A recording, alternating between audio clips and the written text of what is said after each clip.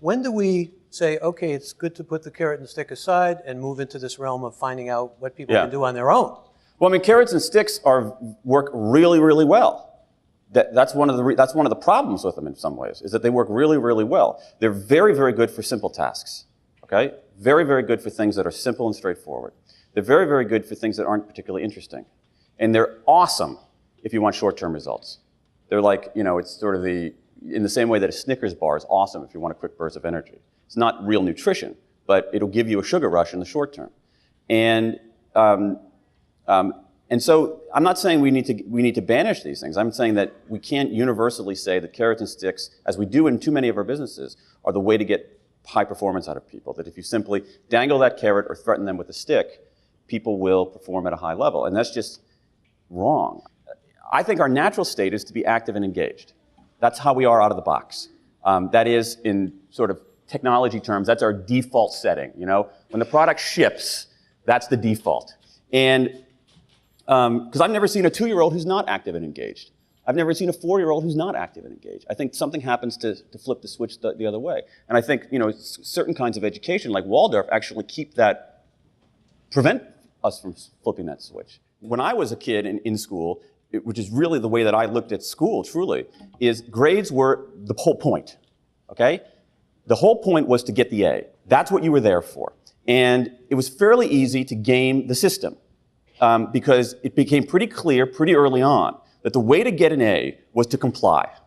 The way to get an A was to give the authority figure what he or she wanted, the way he or she wanted it, neatly, and on time. All right? So so that view of grades is terrific for compliance. But you can use grades in another way. You can use grades as a form of feedback. And so you can bring kids into the discussion. So here's your grade in math. Have a conversation with your parents. Have a conversation with your teacher. What have you mastered? Where have you fallen short? You can supplement grades, as a Waldorf high school does, with written evaluations. This is the distinction you make in your book between compliance and engagement. Yeah, I mean, here's the thing. The traditional schooling system, and I would argue even our traditional notions of management in business, are terrific technologies for getting compliance. They are excellent ways to get people to comply.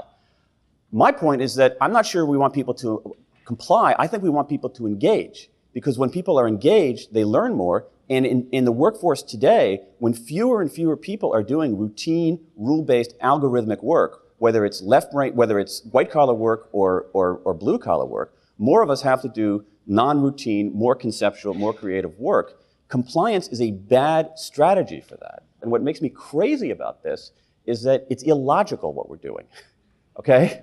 I mean, it's like if you actually look at where the economy is going, and you actually look at this evidence, it seems pretty damn clear that we shouldn't be doing these carrot and stick kinds of motivators. Not because they're bad, not because they're immoral, not because there's, you know, necessarily even a moral problem with equating people with horses. There probably is, but let's just leave that aside. You don't even have to get to that argument. They don't work, okay? They backfire.